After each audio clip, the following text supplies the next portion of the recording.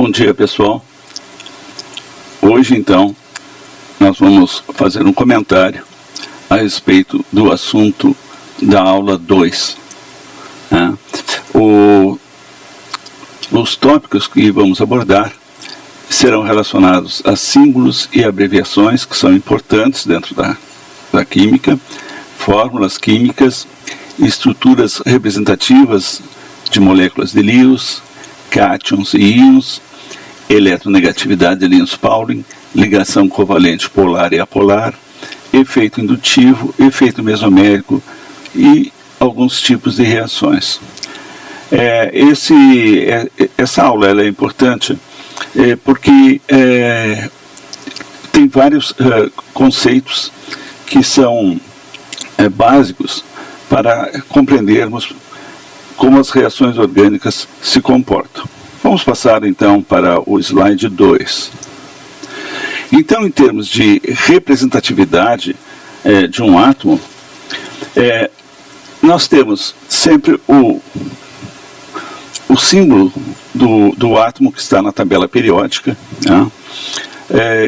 O número de massa fica na posição superior. Esse número de massa representa o número de prótons mais o número de nêutrons. E na parte inferior nós temos a representação do número atômico, que corresponde ao número de prótons.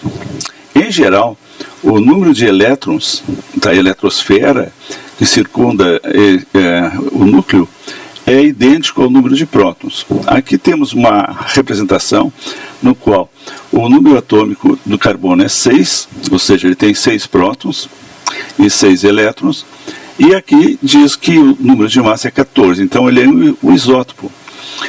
O isótopo 14, então nós temos aqui 6 prótons e 8 nêutrons. Normalmente o carbono ele contém um número de massa 12. Esse isótopo 14 ele é bastante raro. Também representamos o equacionamento das reações através de números. Então, o número que antecede, por exemplo, uma molécula, ele é chamada coeficiente. Aqui nessa molécula trióxido de alumínio, nós temos o coeficiente 2, que corresponde então a 2 moléculas do hidróxido de alumínio. O 3 significa o índice, ou seja, nós temos 3 moléculas de grupamento OH que se combinam com alumínio. Na molécula seguinte nós temos o ácido sulfúrico.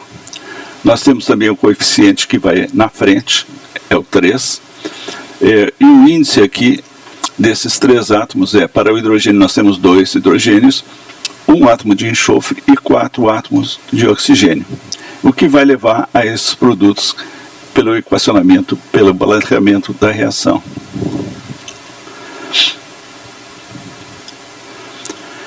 Em relação ao átomo, nós sabemos que os átomos são constituídos de um núcleo, no qual nós temos os prótons e os nêutrons, e uma eletrosfera que contém o elétron. No caso do hidrogênio, nós só temos um próton e um elétron.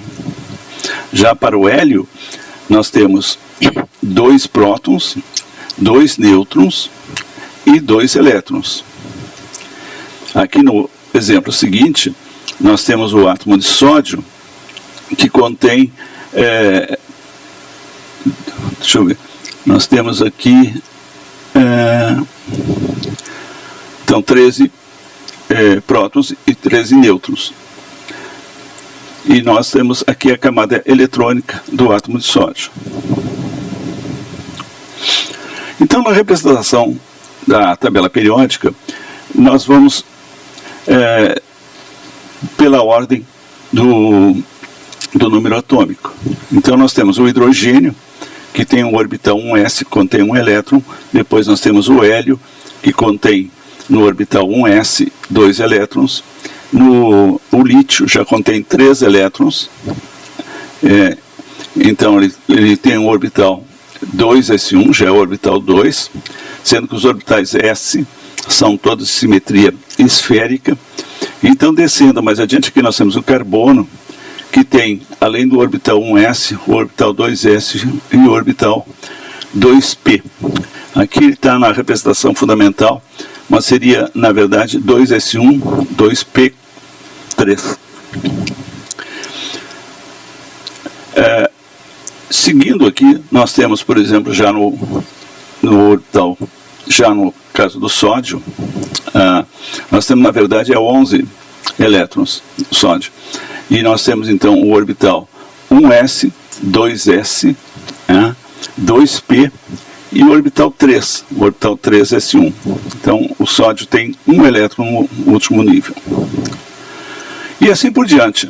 Então, segue essa ordenação de número atômico. Por exemplo, o hidrogênio tem um próton no seu último nível. Ele só tem esse prótonzinho. Ele pode perder esse próton, e nesse caso, ele pode perder esse elétron, na verdade, ele tem um elétron, ele pode perder esse elétron e ficar na forma de próton. Nesse caso, então, esse elétron é doado para outra molécula. Agora ele pode ganhar um elétron também para o seu orbital. Ele tem um aqui, ele pode ganhar um outro elétron. Então vejam, a representação do elétron é na forma de E e um tracinho, ou pode ser simplesmente um ponto. Então, quando ele ganha um elétron, ele se transforma no ânion hidreto.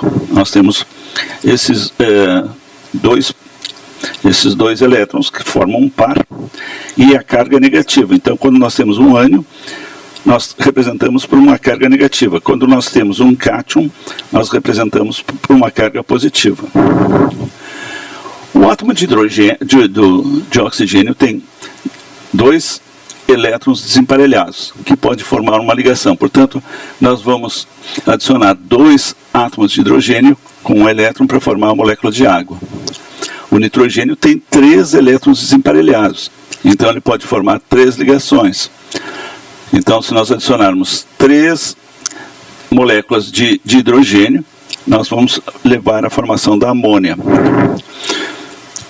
O nitrogênio, no seu último nível, ele tem 5 elétrons. Então, nesse caso aqui, nós temos um par de elétrons, que é chamado par de elétrons não ligantes.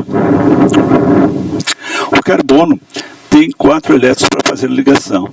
Então, ele pode se ligar a 4 átomos de hidrogênio, cada um com um elétron, formando a ligação do metano.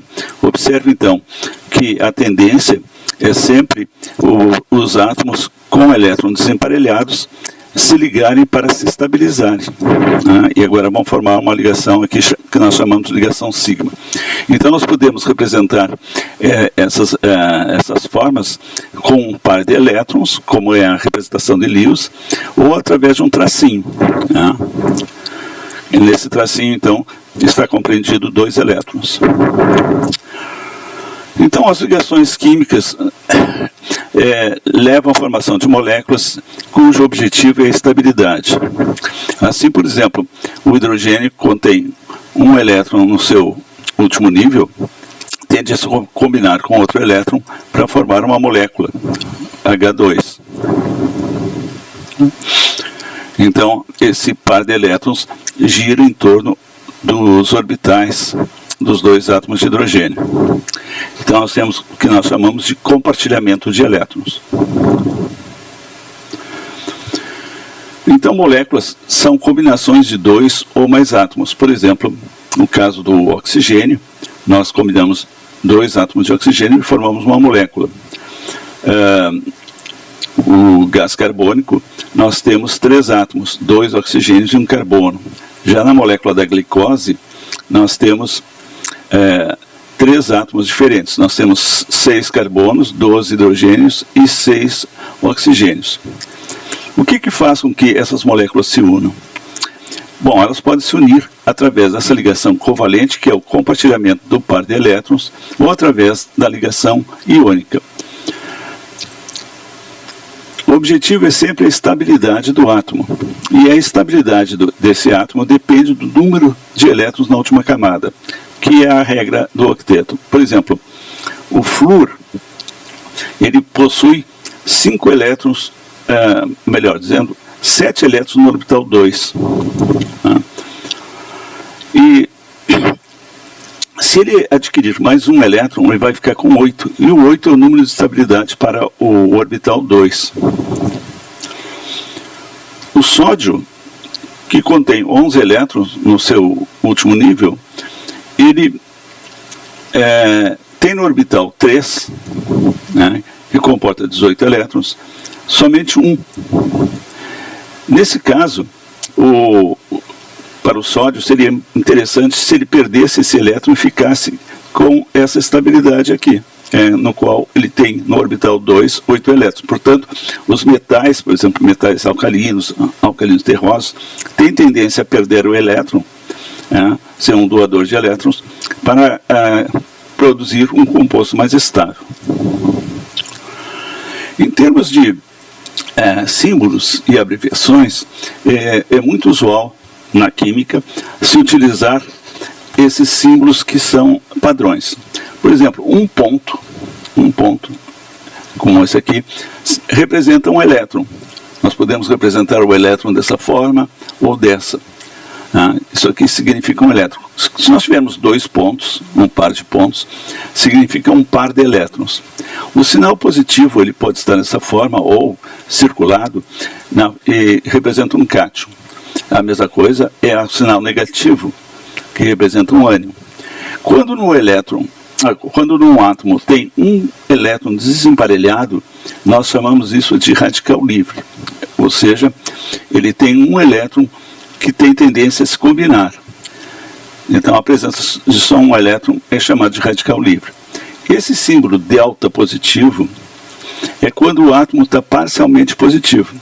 Ou seja, ele está ligado com outro átomo que tem mais força do que ele de atração, então desloca a carga dele. E isso aqui faz com que ele fique parcialmente positivo. Agora ele pode também receber elétrons de um outro átomo ou de um grupo de átomos. Ele fica com o delta negativo. Então chama-se átomo parcialmente negativo. As flechas têm vários símbolos. Por exemplo, esse símbolo aqui pode ser relacionado com deslocamento de carga para o átomo polar. Ou seja, nós temos 2 átomos, A e B, por exemplo, B é mais eletronegativo do que A, então essa tendência do elétron se deslocar pode ser representado através de uma seta. O termo as retas, nós vamos falar um pouquinho mais ao decorrer das nossas aulas, mostrando qual é o significado dessas setas. Esse símbolo delta aqui representa calor ou uma diferença de alguma coisa, de temperatura, alguma pressão. O termo P e T representa pressão e temperatura. A forma como se representa o carbono, normalmente nos livros, tem uma convenção. Por exemplo, o carbono ele é tetraédrico. Então, essa representação pode ser feita da seguinte forma. Essa cunha cheia aqui, que está mais escura, significa que nessa parte da molécula tridimensional, nós temos átomos que vêm para a nossa frente. Como saísse da parede e viesse para a frente que nós estamos vendo. Essa tracejada que está atrás representa o átomo que está atrás do carbono. E essa linha vertical, ela segue a mesma linha do carbono. Ela não está nem para frente nem para trás. Então, isso aqui é uma forma tridimensional, ou seja, nós temos um átomo aqui que está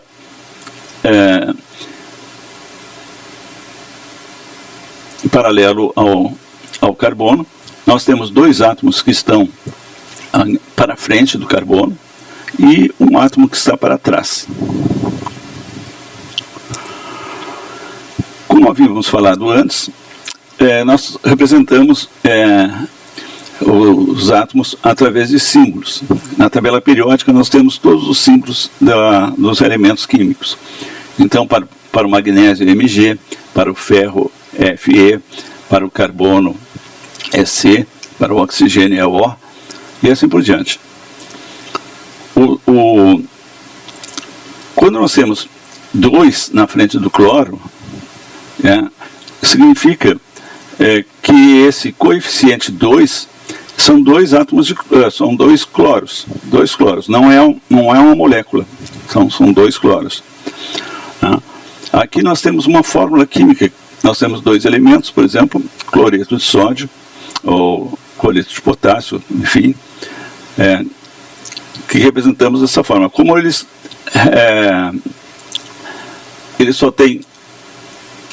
formam uma ligação só, aqui, nós não temos índice.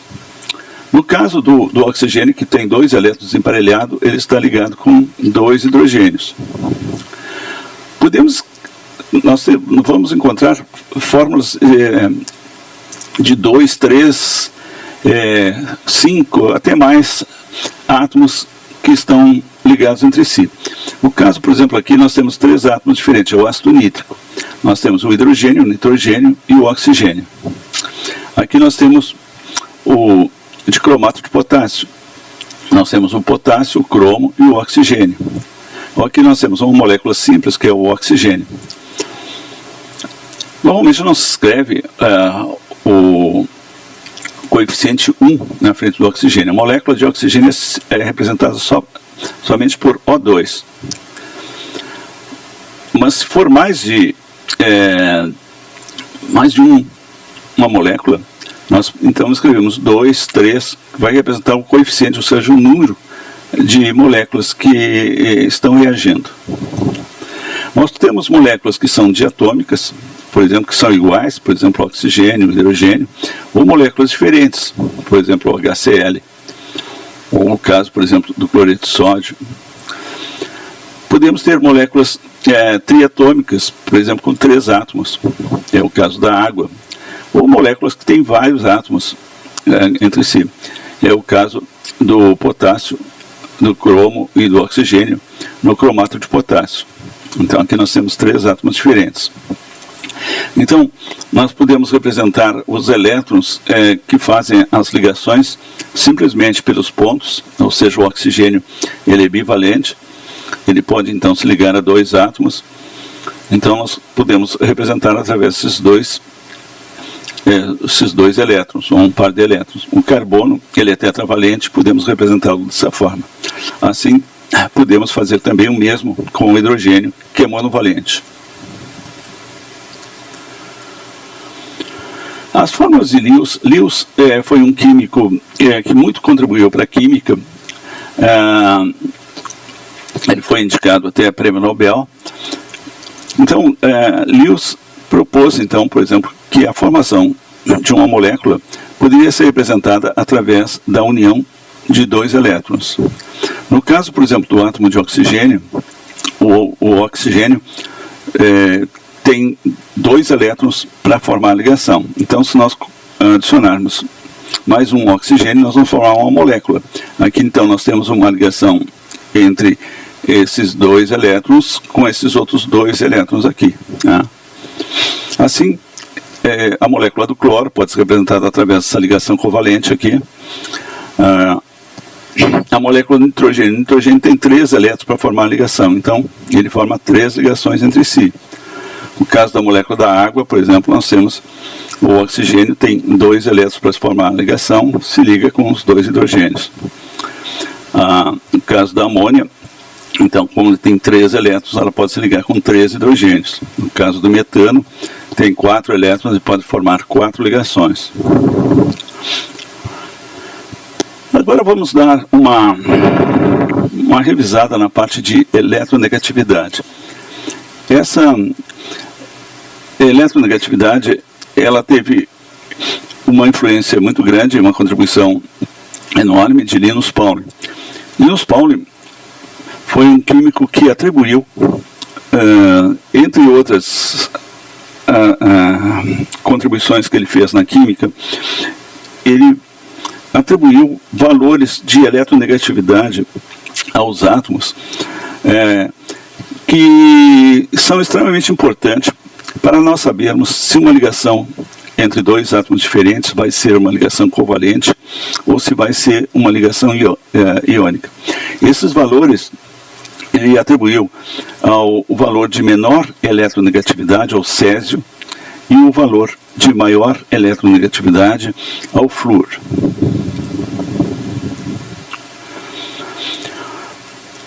Essa escala de eletronegatividade na tabela periódica, ela aumenta da esquerda para a direita, ou seja, ela vai ter um aumento nessa ordem, sendo que os elementos do grupo 7, que são os halogênios, têm uma eletronegatividade alta.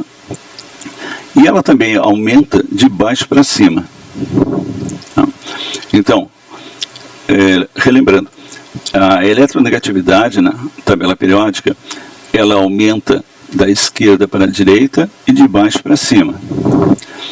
Então ele atribuiu esses valores aqui, que depois nós vamos dar uma revisada de como ele fez, atribuindo valores que variam então da escala do césio até a escala do flúor. Então, vamos observar esse tipo de ligação aqui.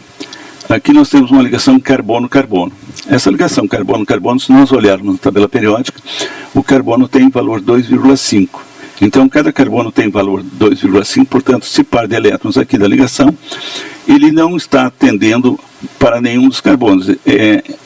O par de elétrons gira em torno do núcleo dos dois carbonos. Então, se diz que a ligação é apolar. Na ligação carbono-hidrogênio, o carbono é um pouco mais eletronegativo do que o hidrogênio, mas o valor é muito baixo, é 0,4. Já na ligação nitrogênio-hidrogênio, o nitrogênio tem valor 3 e o hidrogênio 2,1. Então aqui o valor é 0,9, mas é uma ligação covalente polar, ela é um pouco polarizada. Já na ligação do grupamento OH já é bem mais polarizada. Então nós temos o valor, por exemplo, o oxigênio tem valor 3,5 e o hidrogênio 2,1. Então a diferença de eletronegatividade é 1,4, ou seja, esse elétron do hidrogênio tende a se direcionar para o orbital do oxigênio. Então isso vai causar uma polarização aqui nesse hidrogênio, vai ficar com uma certa carga positiva e o oxigênio vai ficar mais enriquecido, vai ficar com uma carga negativa. Agora, quando o valor excede a 1,7, ultrapassa esse valor, nós já temos ligação iônica. Aqui no caso, por exemplo, nós temos o sódio com 0,9 e o cloro com 3. Então o valor é 2,1. Então o que ocorre aqui é que o sódio perde o elétron para o cloro. Vejo que na ligação covalente ou ligação covalente polar não há perda de elétrons, há um compartilhamento. Pode haver polarização, mas não há perda de elétrons. Aqui não. Aqui o metal perde o elétron para o cloro ficou com seu elétron, que retirou do sódio, e fica com a carga negativa e o sódio com carga positiva. O mesmo ocorre com a molécula do fluoreto de potássio, no qual o potássio doa o elétron para o flúor. Então aqui nós temos uma ligação iônica.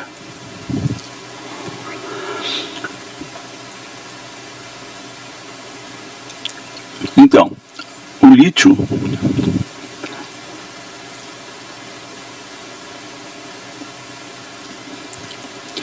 que está na tabela periódica no grupo 1, ele tem um elétron no último nível, ele pode perder esse elétron e ficar na forma de cátion. A mesma coisa ocorre com o sódio, ele pode perder esse elétron e o sódio ficar com carga positiva. O alumínio, que se situa nesse grupo, nós temos 3 elétrons no último nível, ele pode perder esses 3 elétrons e ficar então com 3 cargas positivas. A mesma coisa, agora, o contrário, o flúor pode ganhar, porque ele é mais eletronegativo, então ele pode ganhar esse elétron e ficar com uma carga negativa. A mesma coisa pode acontecer com o enxofre, que que pode ganhar 2 elétrons e ficar então com 2 cargas negativas. Vejam, então, que as cargas que são representadas na equação são o número de elétrons que é ganho ou perdido pelo átomo. Então, nós podemos, assim, a grosso modo, estabelecer se uma ligação ela é covalente polar ou se ela é iônica, através então da eletronegatividade. Por exemplo, uma ligação carbono-hidrogênio, o fato do hidrogênio ceder levemente elétrons para o carbono faz com que ele tenha um momento dipolar, por exemplo, de 0,4. Vamos pegar agora o caso do ácido clorídrico. Aqui a atração é muito mais forte, então o hidrogênio quase que está transferindo o elétron para o cloro. E não, nós temos uma ligação covalente aqui, não temos uma ligação iônica, mas há uma polarização forte. Então o momento dipolar aqui é de 1,1. Já no flúor é maior ainda, de 1,7. O mesmo acontece, por exemplo, nesses tipos de ligações no carbono-carbono, como são iguais, o valor é 0. Agora na ligação, por exemplo, carbono-cloro, o cloro é bem mais eletronegativo do que o carbono, e então a molécula apresenta momento dipolar. Mas esse momento dipolar depende também da geometria da molécula. Então aqui nós temos uma representação da ligação iônica. Nós vamos aqui observar o que acontece com a molécula do sódio e do cloro. Então, como o sódio tem um elétron no último nível, ele tende a transferir para o cloro que tem falta um elétron para completar o octeto. Então, agora, o cloro ganhou um elétron, então ele vai se transformar num ânion, e o sódio que perdeu um elétron vai se transformar num cátion. Tá? Como há uma atração de carga, a tendência é eles se aproximarem. E essa atração aqui fica tão forte que é difícil depois fazer a separação. Então, por exemplo, as estruturas salinas, elas possuem pontos de fusões elevados, elas são em geral cristalinas e elas se solubilizam em solução aquosa, em solução polar. Um outro fator que é importante para a eletronegatividade é o raio atômico. O raio atômico ele é medido através de 2 moléculas, geralmente moléculas iguais. Então, nesse caso, o raio atômico é a partir do centro do núcleo de um átomo até o último nível da eletrosfera. Então, ele é uma propriedade dos elementos químicos e representa a distância entre o centro do núcleo de um átomo e a camada mais externa, que é a chamada camada de valência. Ele é calculado a partir de uma molécula diatômica do mesmo elemento, com uma metade da distância entre os respectivos núcleos. Pois como o átomo não é uma esfera, o cálculo do raio, quando isolado, ele é impreciso. O raio atômico ele está intrinsecamente ligado à eletronegatividade, pois quanto maior essa propriedade do raio atômico, maior é a força com que o núcleo atrai a eletrosfera para si, e menor será o raio. Então aqui nós temos uma representação desse raio atômico, no qual nós temos o raio, que mede então a metade do núcleo até a extremidade da eletrosfera, e nós temos uma força de atração desses elétrons para o interior do núcleo, mas ao mesmo tempo nós temos uma força de repulsão, o que mantém a eletrosfera afastada do núcleo. Então a força eletronegativa ela é diretamente proporcional à carga e inversamente proporcional ao raio ao quadrado. O que significa isso? Então nós vamos concluir que se duplicarmos a carga nuclear, a força nuclear dobra. Mas se duplicarmos o raio, a força diminui 4 vezes. Então se a gente duplicar esse raio atômico, a força de atração diminui 4 vezes. Então, o que significa isso? Que o raio atômico ele influi muito mais na eletronegatividade do que a carga do núcleo. Então, um átomo fortemente eletronegativo, ele deve ser pequeno e com um núcleo cheio de prótons. Vamos voltar aqui um pouquinho na nossa tabela periódica.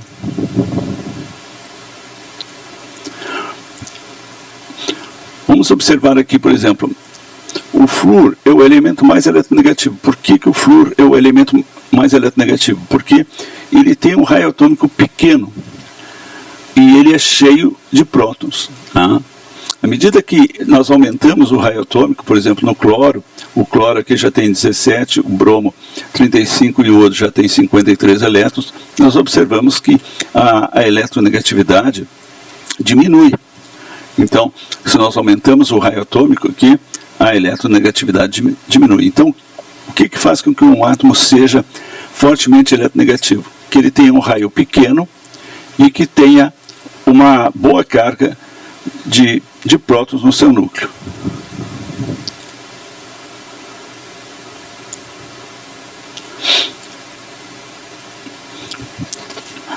Então, a tendência, por exemplo, do sódio e do cloro, como nós já vimos, é o cloro, por ser mais eletronegativo, ele tem o raio 3, assim como tem o raio 3, o sódio, só que o sódio ele tem 11 prótons e o cloro tem 17. Então ele tem uma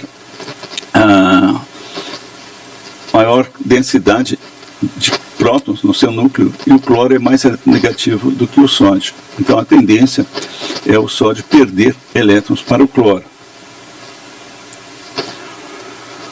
Bom, nós temos aqui outro fator que influencia na eletronegatividade é a geometria da molécula.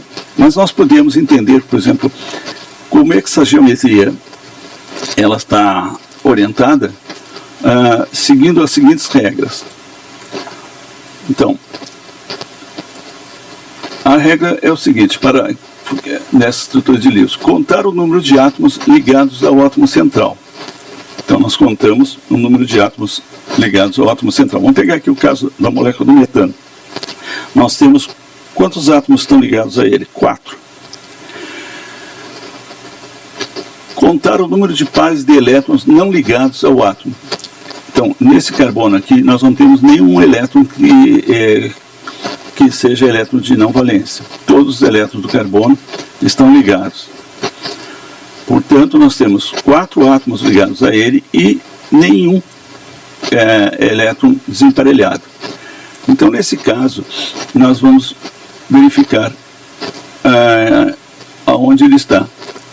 Olha aqui, ele tem 4 ligações e não tem nenhum par. Então, o número de pares de elétrons dele é 4. Então, a forma dele é essa aqui, é a forma tetraédrica. Já para o CO2, nós temos o carbono ligado a 2 átomos de oxigênios. Então, no caso do CO2, nós temos 2 átomos ligados a ele. Quais são os 2 átomos? Os 2 oxigênios. Então, aqui nós temos 2. E o carbono não tem nenhum par de elétrons desemparelhado, portanto é 0. Então, a forma da molécula do CO2 é essa forma linear. Já para a molécula da água, nós temos essa forma de 2 átomos, né, que estão ligados e tem 2 pares de elétrons desemparelhados para o oxigênio. Então, nós vamos observar que nós temos, então, 2 átomos, que são os 2 hidrogênios, e 2 pares de elétrons emparelhados. Então, ela tem essa forma geométrica angular. Aqui está representado, então, esses 2 orbitais do oxigênio. se nós fizermos a representação desses dois orbitais, ele vai ter uma forma tetraédrica, mas aí não é o caso. Então ele tem uma forma angular. Então a molécula do oxigênio não pode ser escrita, por exemplo, de uma forma linear. Ela é uma forma angular e por isso ela é polar. Então o carbono, como ele tem uma forma linear, nós representamos então o carbono aqui nessa linha azul. Então essa representação que aparece nos livros, a linha azul significa o grupamento menos polar. E a parte vermelha, que são os oxigênios, são os grupamentos polares. Então aqui nós temos os dois oxigênios nas duas extremidades, mas observem que um oxigênio puxa elétrons para si e o outro puxa também para si. Então o aumento dipolar se torna zero. Da mesma forma, o tetracloreto de carbono, que é uma forma tetraédrica, ele tem momento dipolar zero, porque cada cloro desloca elétrons para si. Portanto, o tetracloreto de carbono ele tem um momento dipolar zero. Já na molécula do clorometano, nós temos esse átomo de cloro aqui deslocando elétrons na forma tetraédrica. Então, o momento dipolar resultante, no qual os hidrogênios contribuem elétrons para o carbono, ele tem um momento dipolar de 1,87, porque aqui nós temos um deslocamento de carga que faz com que o momento dipolar, então, seja diferente de zero. A mesma coisa acontece com a água, no qual os hidrogênios cedem elétrons para o oxigênio, portanto, o momento dipolar da água é 1,85. E da mesma forma a amônia, por exemplo, no qual nós temos os hidrogênios que cedem elétrons para o nitrogênio e o orbital P, aqui representado, que desloca elétrons para si. Então a molécula da água, ela é polar, porque ela tem ela é angular, né? Então nós representamos os hidrogênios com delta positivo, porque os hidrogênios estão cedendo elétrons para o oxigênio e o oxigênio está recebendo elétrons, está ficando com uma densidade de carga maior. Aqui no átomo de flúor, nós observamos que o hidrogênio está cedendo. Então essa é uma forma de representação no qual o hidrogênio cede elétrons para o flúor. Então aqui nós temos que ele está com uma densidade de carga positiva, o hidrogênio, né? E o flúor com uma densidade de carga negativa. A nuvem, então, seria representada dessa forma, no qual o flúor tem uma maior densidade de carga, então aqui o volume é maior, e o hidrogênio é onde o volume de carga é menor.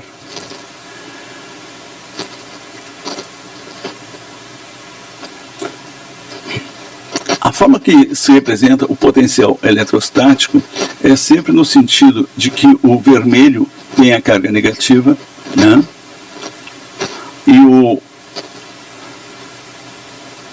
E a carga positiva é representada na forma azul. Por exemplo, aqui no caso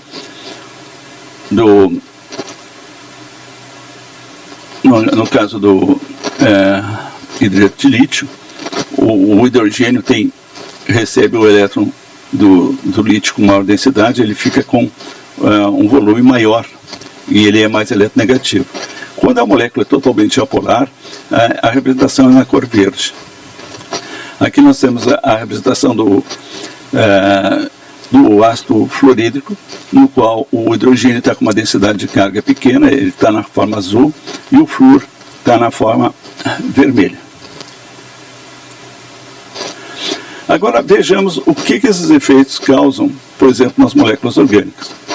Por exemplo, se nós tivermos só átomos de carbono ligados entre si, nós vamos observar que os pares de elétrons da ligação sigma, eles praticamente estão no centro das ligações do carbono.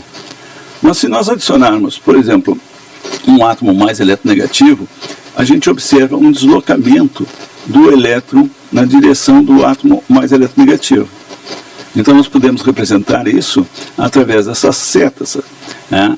Isso aqui significa que o par de elétrons da ligação covalente está se deslocando no sentido do átomo mais eletronegativo, no caso o bromo.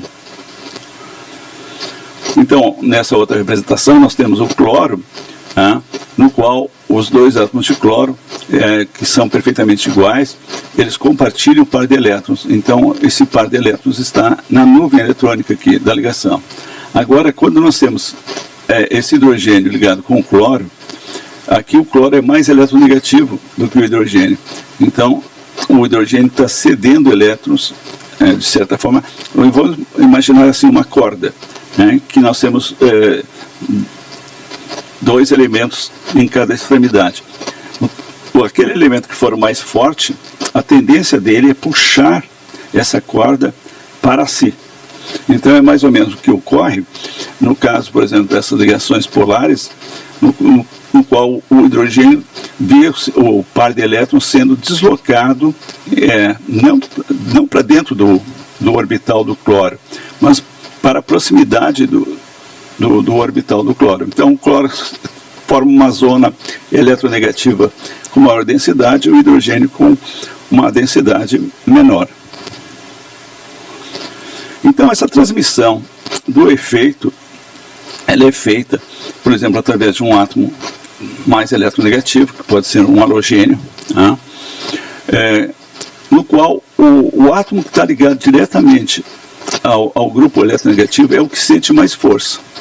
Essa força vai diminuindo à medida que nos afastamos do elemento polarizador. No caso, o carbono 2 já tem um efeito menor. Da mesma forma, o carbono 3, o efeito já é menor. E a partir do carbono 4, praticamente esse efeito é quase nulo.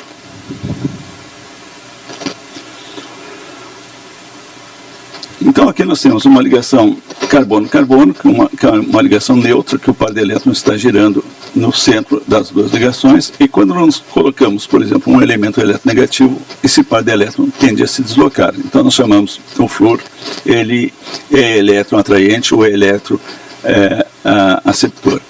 Aqui nós temos alguns grupamentos, por exemplo, que são grupamentos que são aceptores de elétrons, ou seja, eles atraem elétrons para si. É o caso do flúor, do cloro, dos halogênios, flúor, cloro, bromo e iodo. A hidroxila, por exemplo, quando está ligado ao carbono, ou um grupamento aromático, fenila, por exemplo, ou um carbono que tem a ligação sp2, um grupamento NO2, um grupamento carboxila, um grupamento carbonila, um grupamento sulfonato, ou um ácido sulfônico, um grupamento nitrila. Esses grupamentos são mais eletronegativos que o carbono. Então eles são chamados grupos aceptores de elétrons. Mas nós podemos ter grupamentos que, no lugar de tirar elétrons do carbono, eles doam elétrons. Por exemplo, quando o oxigênio fica com carga negativa, observe, o oxigênio está com carga negativa, ele é um ânion, então ele tem tendência a deslocar essa carga negativa para o carbono, para tentar se estabilizar. Da mesma forma, o ânion carboxila tem tendência a deslocar elétrons para o carbono quando ele está com carga negativa. Esses grupamentos alquila, terciário, por exemplo, ligado a um carbono, eles são mais doadores do que a estrutura secundária, e a estrutura secundária é mais doadora do que a estrutura primária, e essa é maior do que a metila. Ou seja, nesse caso, nós temos grupamentos que doam, empurram elétrons para o carbono. Isso afeta as propriedades físicas e também as propriedades químicas, principalmente na acidez. Então vamos observar aqui. Aqui nós temos 4 moléculas. Nós temos essa molécula do ácido etanóico, ou do ácido acético. Aqui nós temos o monocloro acético, aqui o dicloroacético e o tricloroacético. Observamos que a diferença está no número de halogênios que está colocado na molécula. Então, quanto maior o número de grupamentos que puxam elétrons para si, mais aumenta essa acidez dessa molécula. Então, a acidez aqui, ela aumenta nessa ordem, do A para o D. Mas por que ocorre essa acidez? Bom, assim, a princípio, depois nós vamos falar os conceitos de ácido e base, mas a gente pode fazer uma analogia da seguinte forma. O oxigênio é o elemento mais eletronegativo que o hidrogênio. Então a tendência do oxigênio é puxar elétrons da ligação covalente oxigênio e hidrogênio para si. Então, isso faz com que o hidrogênio fique com uma carga positiva mais forte. Quanto mais forte ficar a carga positiva no hidrogênio, maior é a acidez, ou seja, a tendência do hidrogênio sair na forma de prótons. A presença desses grupamentos eletronegativos próximos a esse grupamento carboxilo, o que faz? Eles deslocam elétrons para esses orbitais aqui do cloro. Então, o oxigênio ele tem mais força agora de puxar elétrons e torna, então, essa molécula bastante ácida. Ou seja, o hidrogênio se dissocia porque o hidrogênio vê, vamos dizer assim, vê entre aspas, ele percebe que o seu elétron está sendo puxado pelo oxigênio e ele está ficando positivo. Então ele vai se deslocar. Agora, observe nesse outro exemplo, nós temos A, B e C. Aqui nós não temos esses grupamentos eletronegativos, nós temos grupamentos que doam elétrons. Então aqui nós temos o grupamento etila, aqui a metila e o hidrogênio. Aqui nós temos o caso contrário, nós temos grupamentos que doam elétrons para o carbono da carboxila e esse empurra elétrons para o oxigênio, ou seja, o oxigênio vai ficar mais negativo. Então a tendência do oxigênio ao receber elétrons é atrair o hidrogênio para junto do oxigênio, então ele vai prender mais esse hidrogênio, porque ele está mais rico eletronicamente, porque ele está recebendo elétrons aqui desses grupamentos. Esse efeito diminui aqui, no caso da metila, porque tem uma menor doação. O hidrogênio praticamente doa muito pouco. Então aqui nós chamamos de efeito indutivo positivo. E lá no caso, efeito indutivo negativo. Esse S significa estático, ou seja, é uma polarização ao longo da ligação. Os elétrons não se movem, quer dizer, os elétrons não pulam de orbital. Agora, aqui nós temos o efeito mesomérico, também chamado efeito de ressonância. Observamos aqui, no caso da carbonila. A carbonila tem uma ligação sigma e uma ligação pi, e o oxigênio é mais polar do que o carbono. Então, o que acontece aqui é que nós temos uma ligação, nós podemos representar por pontos, que é uma ligação sigma, e uma ligação covalente, uma ligação pi. Então, esses pares de elétrons, será que vão ficar exatamente no centro aqui da ligação carbono e oxigênio, sabendo que o oxigênio é mais eletronegativo que o carbono? O que ocorre aqui é o seguinte, como o oxigênio é mais eletronegativo do que o carbono, essa ligação π, ela é polarizada no sentido do átomo de oxigênio. Mas se ela se deslocar para o átomo de oxigênio, o oxigênio vai ficar negativo e o carbono positivo. Então eles vão ficar com uma carga de elétrons que é desfavorável. Então a tendência é ele voltar para a estrutura A. Então esta flecha com dupla seta significa um processo de equilíbrio, ou seja, ora nós temos aqui o par de elétrons da ligação π sendo compartilhado por ambos, e ora o par de elétrons se desloca para o átomo de oxigênio. Isso está constantemente mudando em milésimos de segundo. Então nós temos um híbrido aqui entre a estrutura A e a estrutura B. Então a representação dessa molécula, na verdade, não é nem essa aqui. É como nós tivéssemos, por exemplo, o verde, a cor verde e a cor amarela, e se nós misturarmos essas duas cores, nós teríamos o azul. Então o azul seria o híbrido entre essas duas estruturas. Aqui nós temos então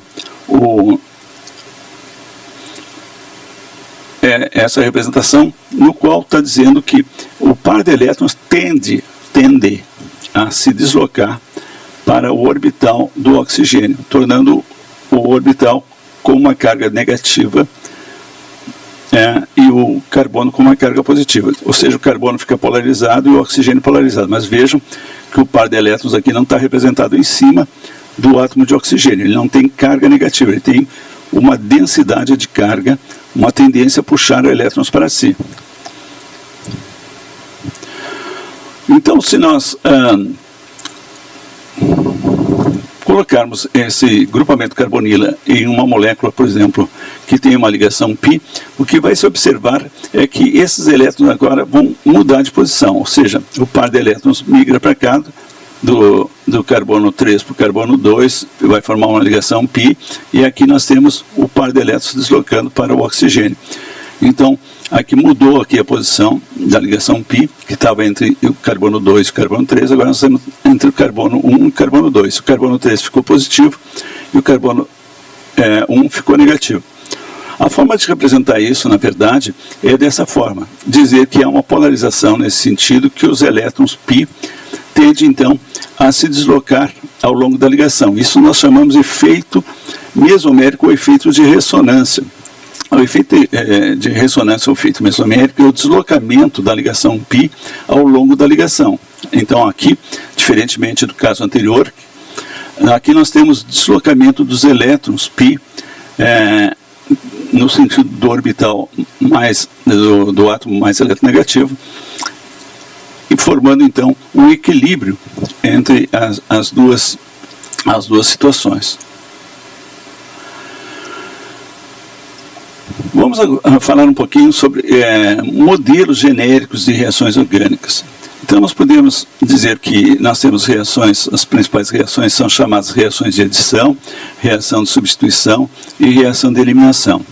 Então, por exemplo, na reação de adição, nós temos aqui os dois reagentes, que no caso aqui é o propeno e o ácido bromídico, e a gente observa que o nosso substrato aqui, o propeno, ele vai absorver todo o reagente. Então, vai entrar um hidrogênio e um bromo e vai formar essa molécula aqui, ou seja, ele adicionou o reagente. A mesma coisa acontece, por exemplo, nos aldeídos, nas cetonas, no qual a molécula sofre adição. Aqui, por exemplo, um ácido cianídrico, o hidrogênio se liga ao carbono e o cianeto ao átomo de oxigênio. Então ele incorpora todo o nosso reagente. Então isso nós chamamos de adição.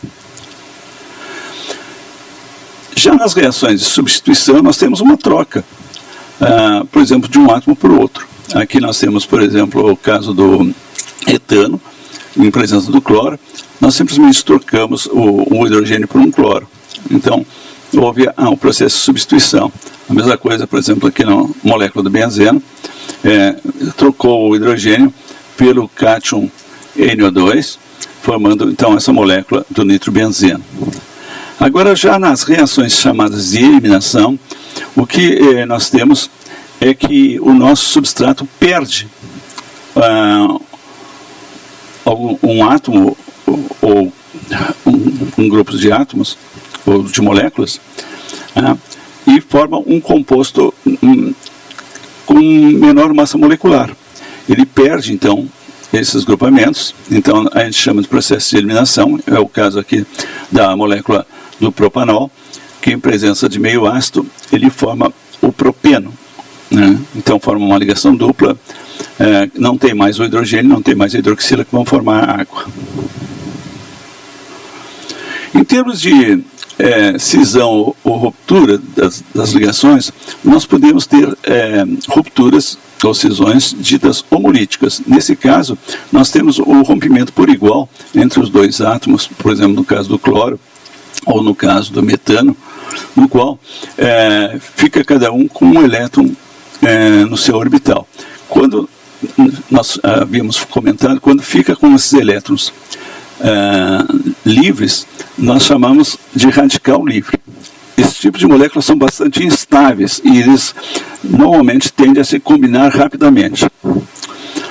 Agora, outro tipo de cisão é a chamada cisão heterolítica. Vamos supor aqui nessa molécula equivalente aqui do átomo de bromo, pode haver uma quebra produzida por um catalisador, por exemplo, no qual um átomo perde o seu elétron para o outro, ele fica na forma de cátion, né? Ele fica na forma de cátion, e o outro ganha um elétron e fica na forma de ânion.